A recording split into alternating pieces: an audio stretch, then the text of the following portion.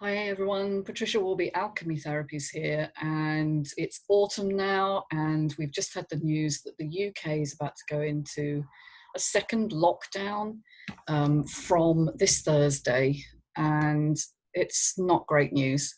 I just wanted to make a comment really on the basis behind that decision, which seems to have been forced on the government by the SAGE committee, and this is a group of supposed experts who are basically funded mostly by vested interests, let's say, and are looking at a very gloomy outlook. A lot of their models, and I know there have been 4 models presented to the government from various different departments, university departments, seem to be very skewed to this message of threat and panic.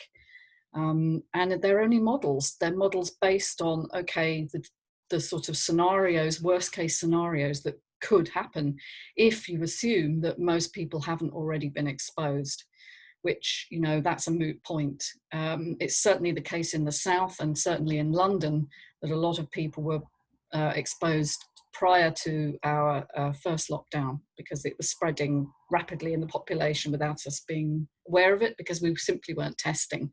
We're doing 15 and a half times the amount of testing that we were doing in March.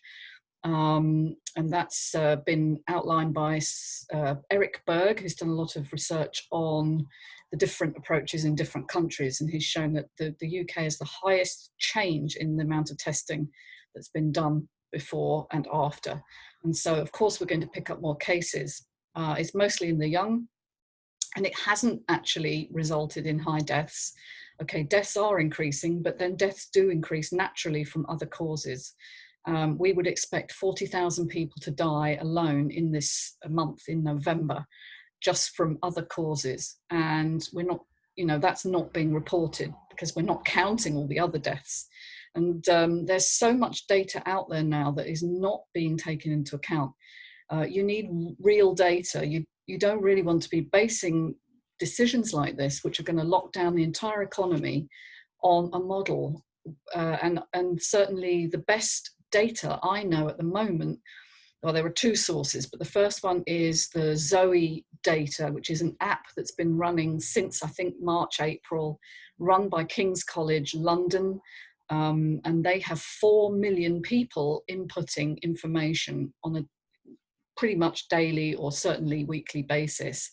And from those 4 million, we can see that the cases are rising, but the R number, that all-important R number that we keep being told about, is about, on average, 1.1. It's higher in the north and certainly the northeast of England, but even there, the estimate is about 1.3, and it's coming down. R number means the amount of people that one person infects. So on average, one person will infect 1.3 at the moment in the worst areas.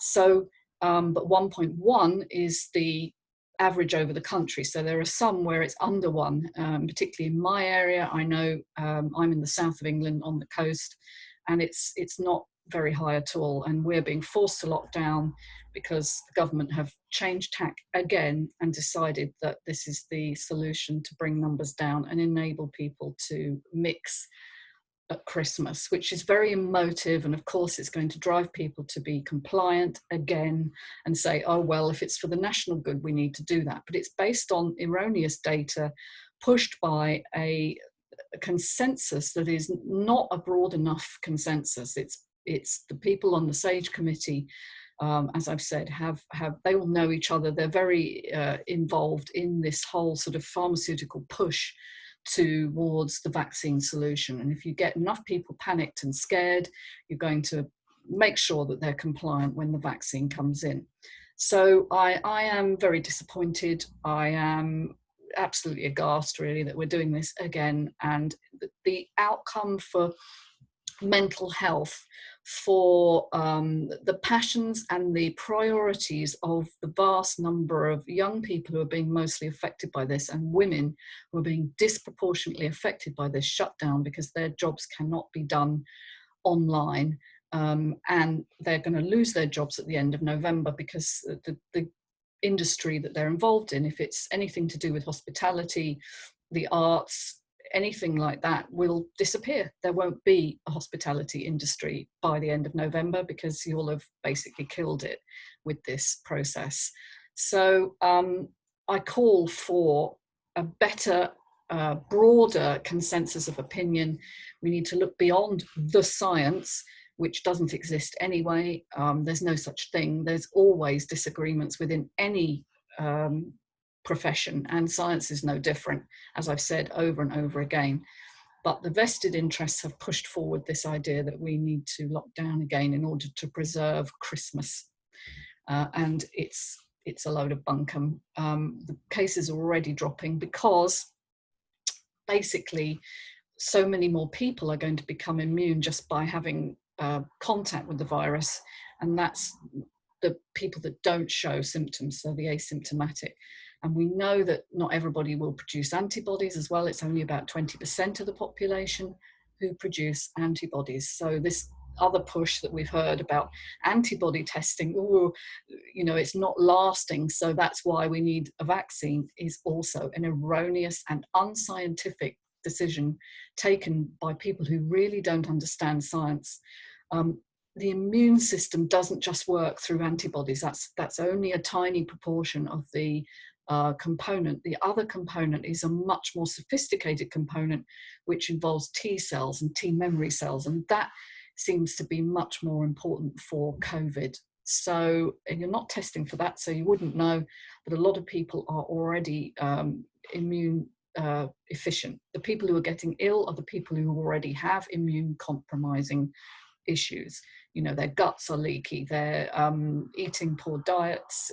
Not that I'm blaming individuals, this isn't an individual problem, this is a societal problem, you know, where we're pushing really bad lifestyles, you know, over drinking, eating fast foods, high carbohydrate diets of processed food. We're even selling them in hospitals. You know, if you go into a hospital and you try and get some healthy food, you're going to really struggle.